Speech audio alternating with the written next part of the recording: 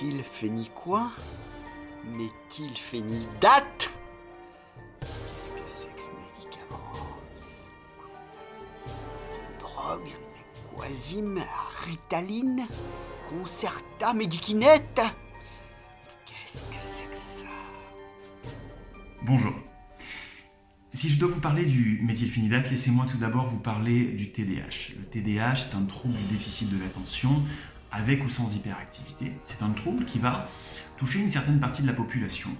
Ces personnes présentant donc un TDAH vont avoir d'énormes difficultés dans leur quotidien pour se concentrer. Ce qui caractérise le plus ce trouble-là, c'est le déficit d'inhibition.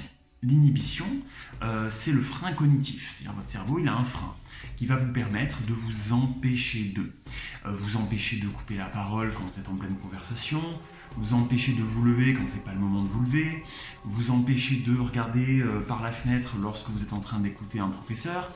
Voilà, c'est ce déficit d'inhibition. Associé à cette distractibilité énorme et ce déficit d'inhibition, vous pouvez aussi avoir effectivement une hyperactivité motrice ou cérébrale. Il est très important de comprendre que ce TDAH, que ce trouble, il est contextuel, c'est-à-dire que une personne qui présente un TDAH n'a pas une répercussion dans la vie quotidienne H24. Ça va dépendre effectivement du contexte et notamment de la notion de plaisir. Lorsqu'on a du plaisir à une tâche, une personne qui présente un TDAH va pouvoir plus ou moins bien donc compenser ses difficultés. Et donc maintenant, je fais le lien avec le méthylphénidate parce que le méthylphénidate, c'est le traitement pharmacologique qui va permettre effectivement à ces personnes de mieux se concentrer. C'est un traitement qui est recommandé par la Haute Autorité de Santé justement pour prendre en charge les symptômes de ce trouble déficitaire de l'attention. Ouais, et alors? On le donne quand, ce méthylphénidate? Quand est-ce qu'on le donne, ces médicaments? On le donne quand? On le donne quand on en a besoin. C'est-à-dire que le TDAH, c'est un trouble. C'est-à-dire qu'il y a trouble lorsqu'il y a problème. Et lorsqu'effectivement le problème est envahissant dans la vie quotidienne de la personne, ça peut être un enfant comme un adulte, eh bien, on peut effectivement partir sur l'option méthylphénidate qui va nous permettre effectivement d'avoir moins de répercussions de ce trouble sur notre vie quotidienne. Où est-ce qu'on le trouve? Dans les quartiers sombres, dans les petites ruelles.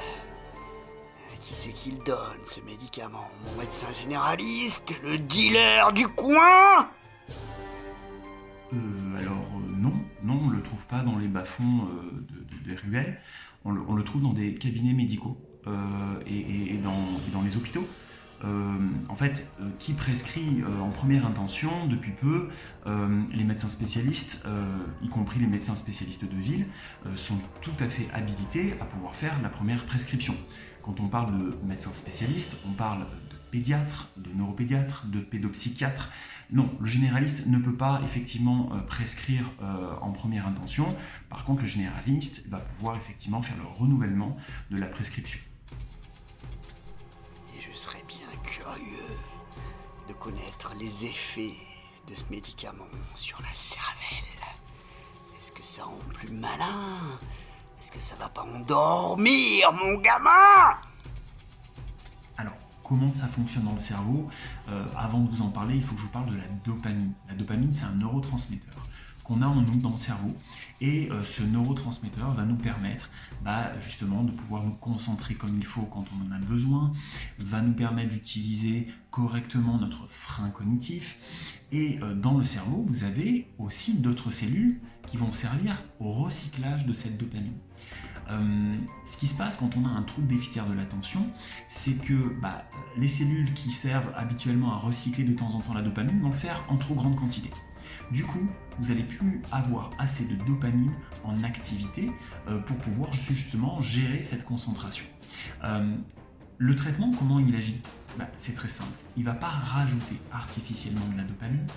Simplement, il va donner l'ordre aux cellules qui recyclent trop la dopamine de moins recycler la dopamine. Et du coup, vous allez avoir plus de dopamine dans votre cerveau pour vous concentrer. Alors, ce qui est important aussi de rajouter, puisque depuis le début je vous parle de méthylphénidate, de traitement, c'est que souvent, à côté du traitement, on met en place d'autres accompagnements, notamment de la guidance parentale, parce que c'est très important, justement, de pouvoir rendre experts les personnes, notamment les parents, qui entourent l'enfant, afin de mieux prendre en charge, mieux comprendre et mieux s'adapter aux troubles. Y a-t-il des effets secondaires? Il va pas lui pousser. Troisième oreille. Oui, quel est l'effet secondaire? Alors, en effet secondaire, non, pas de troisième oreille, votre enfant n'entendra pas mieux, si ce n'est qu'il sera plus concentré, donc oui, peut-être qu'il entendra mieux. En effet secondaire, votre question est intéressante. Vous avez un effet secondaire qui est rapporté régulièrement dans la littérature, c'est une petite, je dis bien une petite augmentation du rythme cardiaque, de la tension artérielle. C'est pour ça que c'est très important et c'est normal que la prise de méthylphénidate doit s'accompagner effectivement d'un suivi médical. C'est très important de parler des effets secondaires. Maintenant, il est aussi très important de parler des bénéfices. Quand on prend un traitement, on s'attend effectivement à avoir une amélioration de notre qualité de vie finalement. Et on a des bénéfices effectivement de 1 sur les résultats scolaires, puisque non, votre enfant ne sera pas plus intelligent, mais il pourra mieux exploiter son potentiel, notamment au niveau académique.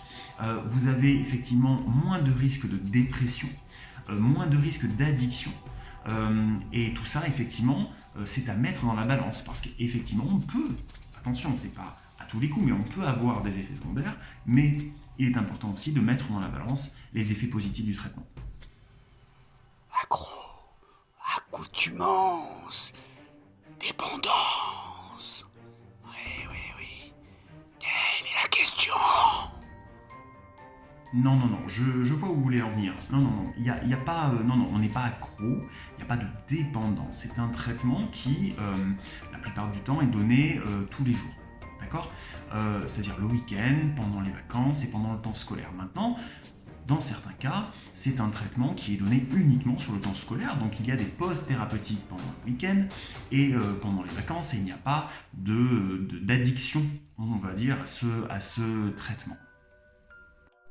Ouais, j'ai pas eu confiance dans tous ces médecins, neuromachin chose là. Je vais aller voir sur internet.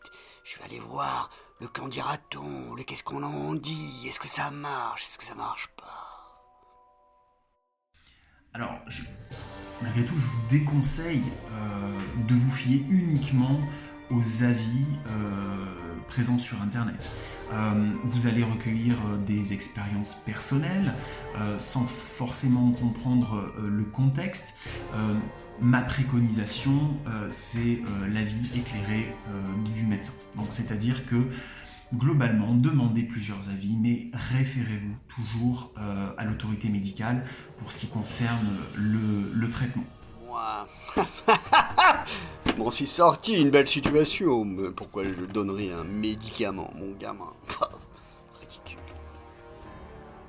Oui, bien sûr, chaque cas est différent et oui, je vous félicite pour votre belle réussite, beau parcours de vie. En fait, chaque cas est différent. Et si vous voulez, le trouble déficitaire de l'attention, avec ou sans hyperactivité, peut avoir un impact significatif et sur la vie quotidienne de l'individu. Donc aujourd'hui, nous avons les moyens de réduire cet impact au travers de la prise du méthylphénidate. Maintenant, n'oublions pas que c'est un facteur protecteur, c'est-à-dire que bien sûr qu'avec le méthylphénidate, on va pouvoir améliorer les performances académiques, donc comme vous le dites très bien, se créer peut-être une situation, en tout cas mettre toutes les chances du côté de l'enfant pour qu'il se crée plus tard une situation, qui ne soit pas en échec. C'est un facteur protecteur au niveau de la dépression, c'est un facteur protecteur au niveau des accidents de la vie quotidienne. Donc oui, chaque cas est différent, vous avez peut-être des personnes qui s'en sont sorties, maintenant c'est pas parce que vous avez des personnes qui s'en sont sorties qu'il faut aider personne. Voilà. Merci beaucoup en tout cas de m'avoir écouté, bel échange, et puis revenez quand vous voulez.